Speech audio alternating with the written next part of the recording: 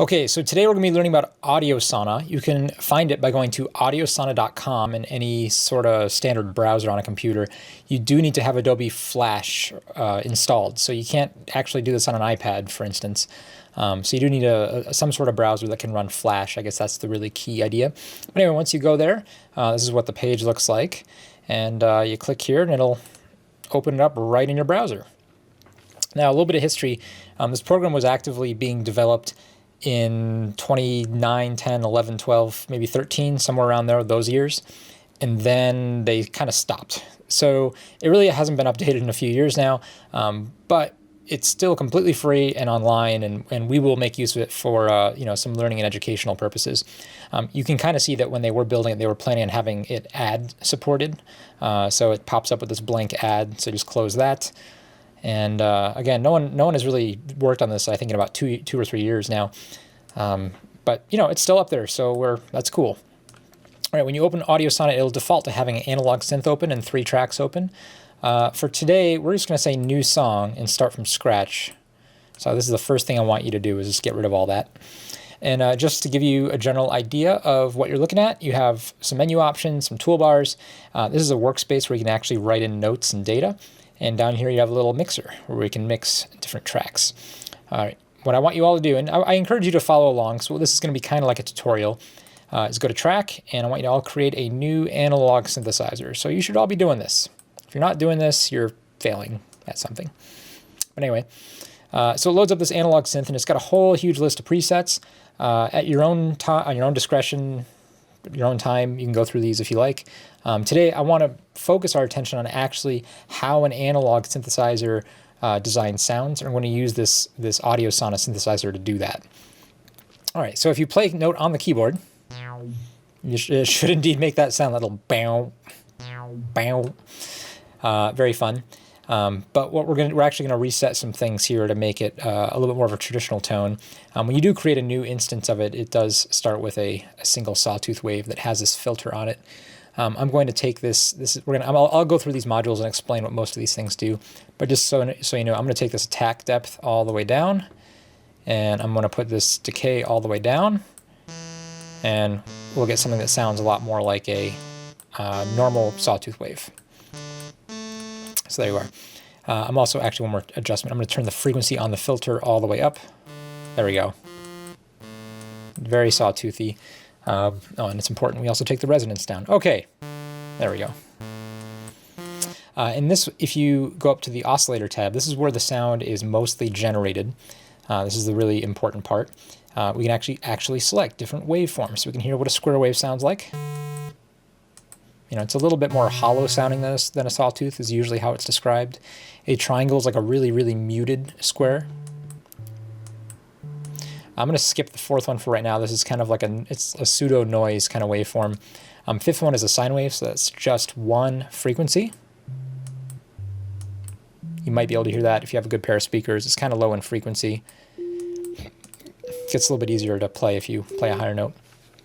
Now, one cool thing about Audio Sauna is that if you have a computer keyboard, like this kind of keyboard, all you have to do is look at your middle row, that A, S, D, F, G, H, J, K, L row, and you can actually use those as notes, as all the white notes on the keyboard. Actually, let me pick a different waveform so it's a little easier to hear, so I can easily play a scale, just going up and down, playing down on my keyboard. Okay, so that'll come in handy. Let's actually start designing a sound. And we'll go through these tabs. So the first we're going to focus on is this oscillator tab. We do have 4 sliders here. The first is volume, and it defaults the volume at 150%. I have no idea why. It just does. So here I'll hold a note down, and I'll play it again. You can hear it get a lot louder or quieter. This is for that oscillator. You can adjust it up or down. But it also has this octave control, so you can raise it up or down octaves. And actually, one thing is if you go way up high, you can start to hear it make fuzzy, weird pitches. That's fold over from the Nyquist frequency. If you haven't encountered that before, that's true for any digital device that doesn't run at a high enough sample rate. All right, put it back to 0. We can also, I'm going to play the same note. I'm just going to play this A. This is the letter H on my keyboard. And just listen what happens when I raise it by 1. I'm still playing A, but now it's a semitone higher. Higher.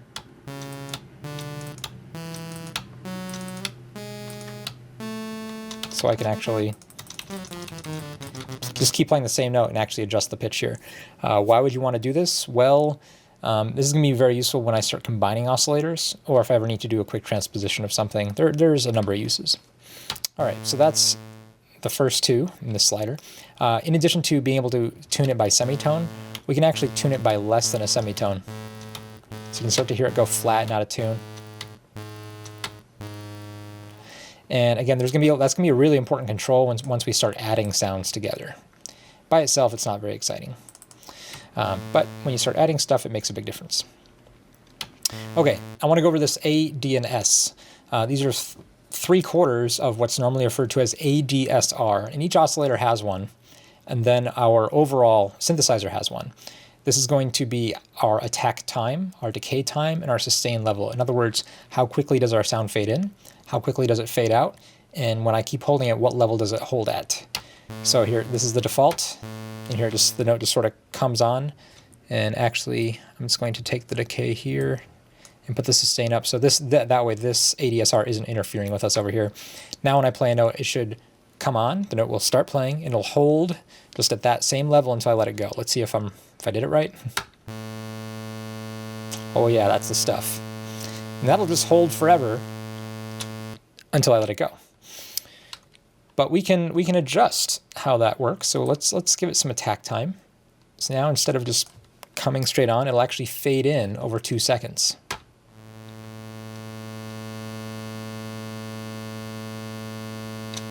So that's pretty cool. If I raise the sustain level, I'm not actually sure if that'll do anything. Quite honestly, it seems like this program is still a little underdeveloped, and I haven't played around with it quite enough to see if the sustain actually does anything. But as of right now, it's not doing what it should be doing. So I guess you really just have the attack and decay. Or actually, it probably doesn't do anything unless we set a decay time. Let's see if that's true. Yeah, there we go. Okay, so you need a decay time for it to actually engage. You can hear it. I play the note, and then it fades out over 1.5 seconds. And if I raise the sustain to 50%, this means it'll fade to 50% volume over 1.5 seconds. So it gets a little bit quieter, but it still rings. Let's go down all the way to like, 5%. So it gets really quiet. You might be able to hear that. You probably can't though. But you can adjust these to shape your sound however you like. Okay, let's leave it like this for now. I'll put the sustain all the way back down. So this is just going to fade out. And let's turn on a second oscillator. And so I'll give this 150% volume. And actually my fine tuning, I can't get it to 0 for some reason. -1, 1. Okay, no 0. You were hearing a little bit of flanging, which shouldn't happen. Okay, I set them both to 1, so now they're both back in tune.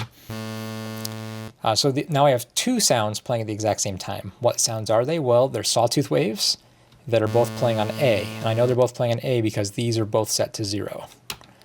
But I could change one. Let's have one play A an octave higher than this one. How about 2 octaves higher? Or how about an octave and a perfect fifth, which is 7 semitones. That's a pretty cool sound. And I can also shape how this one comes in differently than this one. So maybe this one, instead of this one fades out, maybe I want this one to fade in. So I'll have this sustain level at 0. And do you hear how that one faded in after 1.5 seconds? Let's do a little bit quicker. And every note I play on this keyboard is going to do that.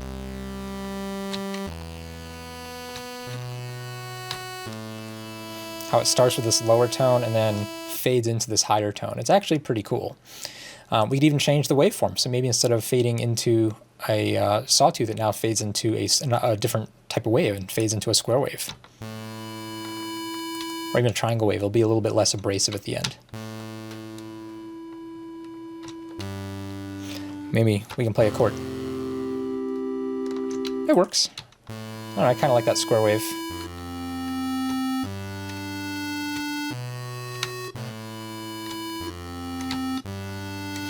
All right, so that's neat.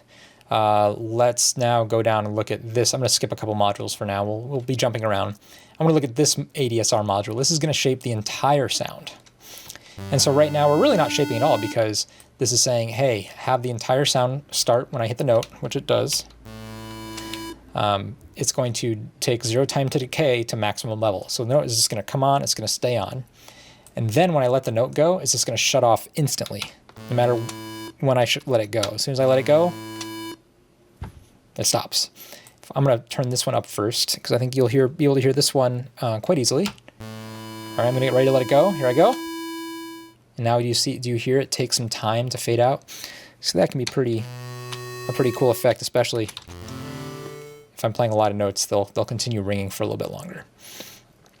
I could also actually have the sustain level go a little bit further down, and maybe it'll fade to that over 3 seconds. So that means at the start of the note, it's going to be the loudest, and then it's going to fade down a little by little by little by little over 3 seconds. And then it's just going to sustain at a pretty healthy level. Just that way, so there's just a little bit more energy at the beginning of each note that I play. And let's get back off just a little bit. It's really not a big deal. It's a subtle change, but there's certainly a time and a place for it. Let's say I wanted to use these modules just to make a plucking sound. Well, we can totally do that. Instead of having this slow attack here, I'm just going to put that at 0. I'm also going to mix this one down a little bit. We'll put this one at 50% or so.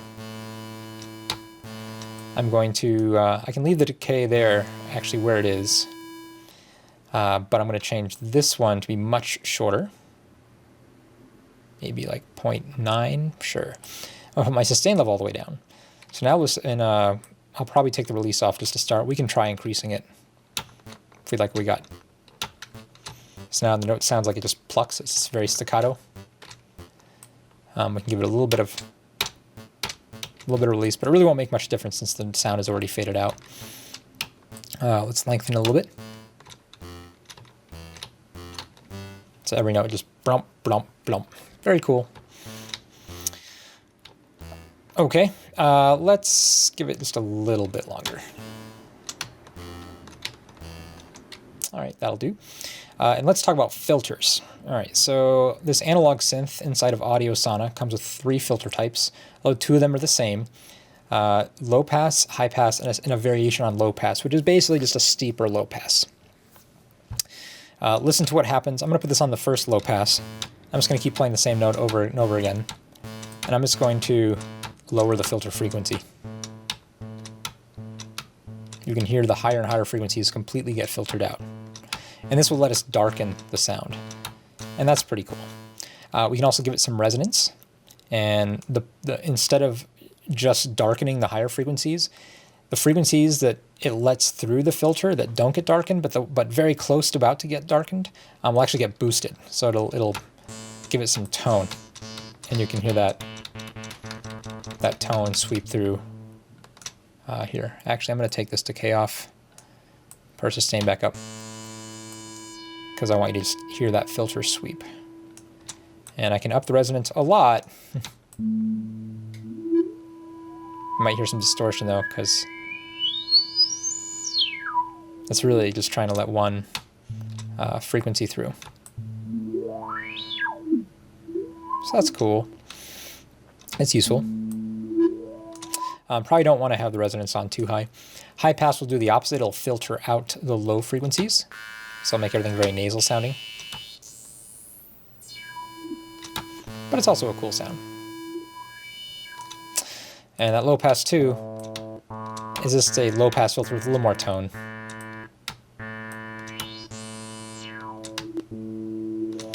A little steeper of a cutoff. So we can really shape our sound here. Now, this last ADSR fader bank over here is actually for the filter. So not only can we fade in the amplitude of the sound using ADSR, we can actually fade in or fade out the filter. And this specifically, this is actually mapping to the filter frequency, which, let me give it some attack. I'll show you what will happen. So I have to give it some depth on the attack. I have to give it a little bit of time. There it is. Oh yeah. Hopefully you guys can hear that. But it's going wow, right? Wow. It's this, you can hear that filter just opening up. And not only can we have it open up, we can actually also have it close back down too. You hear that? Wasn't that nice? That was kind of nice. I'm actually going to put this just on octave so it gets a little bit cleaner.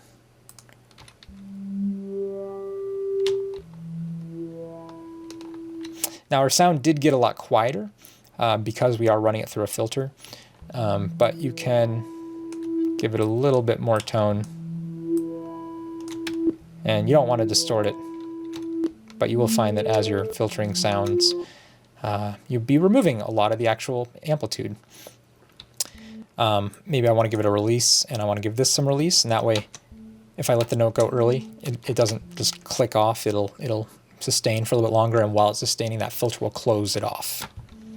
That can be a very nice kind of sound. So that's pretty cool. So we can actually use this filter to create a lot of different shapes with our synth sounds. Okay, let's actually design a sound right now. I want to do sort of like a basic synth, you know, maybe lead kind of sound or even bass kind of sound. So here's what I'm gonna do. I'm gonna put these an octave apart, except I'm gonna make one a little bit flat and one a little bit sharp, and probably about 7 to 10 cents is fine. Anywhere in there. For right now, I'm gonna turn off the attack depth and the attack time on the filter. I am gonna keep the decay though. I'm also gonna turn on the resonance. And I might like the more vanilla low pass filter a little bit more too. It's not as colored for this. I'm gonna put them both on sawtooth, and I'm gonna have them both come on. And actually, I'm just going to not have any decay time. I'm just gonna let this part of my my synth shape the sound. A little too much release. I want a pretty fast release. Still a little too much. And maybe I want a little bit brighter so I can go back and open up that filter a little bit more. And I definitely want this one to be more or less equal to this one in terms of volume. You can hear as I detune it, it gets kind of uglier. So we don't want to detune it that much, but just a little bit will actually cause it to wow, wow, wow, which is kind of nice. And if we use, I'll show you one more knob here before we go back to the main workspace inside of Audio Sauna. If I use that glide, I can actually slide between notes, and that can be a cool effect. But all right, we won't use that. All right, so I'm pretty happy with this. This is a very, very basic, generic synthesizer tone. I'm going to close this window. Now it's still running. If I want to open it back up, I just double-click down here. And let's actually write a little bit of a part. So we can scroll up and down a piano keyboard this way. The green area is just going to loop forever. And I can also just click on this keyboard as much as I want. And I have these tools up here. They do correspond to the number keys on the top of my keyboard. So 2 is the pen, 3 is the eraser. I'm gonna use that pen tool, and we'll just click in. Actually, I should have probably started higher, but this is fine. I'll just make something up as we go along. And if I can just take my mouse cursor and click anywhere on this little gray bar and move my cursor anywhere, and spacebar to play. That was pretty fast. There is a tempo control down here, so let's actually slow that down to about 70 and try playing again. Oh yeah, all right. Now we're making some tunes. So we'll add a few more of those. And then how about, we'll go up a fourth. And this is where some musical theory knowledge, whoops, do you see how I actually want to put that next door? I can actually just click and drag it to where I want it to be. And I can do that with the select tool too. I don't need to be on the pencil tool to do that. The pencil tool is nice because it lets me add in notes just by clicking. And let's go up another step. And if I just play this,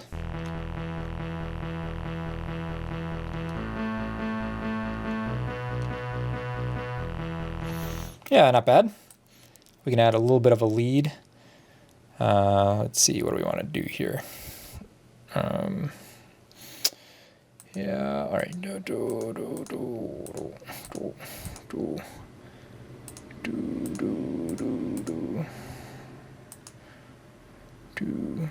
Let's just try that.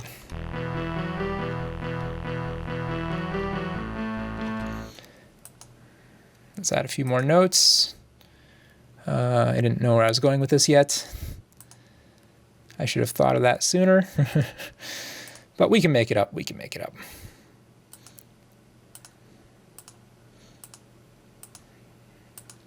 The ending is going to be real bad.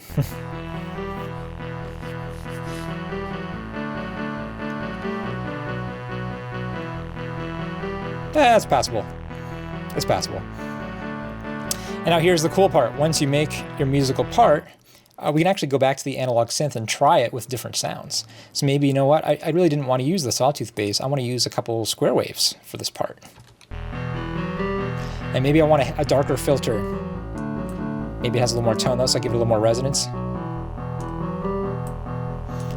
Or maybe I just want sine waves. That's a really cool sound, you know? And maybe I want a little bit more of release time, so it sort of rings. And maybe I want all the parts up an octave. This is the beauty of working with digital synthesizers, where it's really easy to do this. And even in the 60s and 70s, when people were using analog synthesizers, oh, I gotta stop. When people were using these analog synthesizers and actually had sequenced voltages that could do this sort of thing, they could do that back then as well. So this isn't really new, it's just the speed and ease of which you can actually do this is astounding. All right, so I'm just gonna close this window just for fun. You can add, I think right up here, up to 10 tracks, and so you can add and build your own project as much as you want. You can move your loop points around just by clicking and dragging. But for right now, I'm just gonna export my wave as a file. So I'm just gonna export loop as an audio file, and I'll save it to my computer, and let's just put it on the desktop because that's where everything should go, on the desktop. So what should we call this? We should call this super cool hit song. All right, and now I have that on my desktop, and I can go back and play that. I can upload it. I can put it on Bandcamp or what's that other site? I don't know. It's an audio file that you can use just about anywhere else. So anyway, I hope you've enjoyed this. I want you to encourage you to experiment and toy around with Audio Sauna and the synthesizers within it. I'll probably do another video or two showing some of the other features. This should be enough to basically get you started designing your own sounds and writing some of your own tracks. All right, thanks.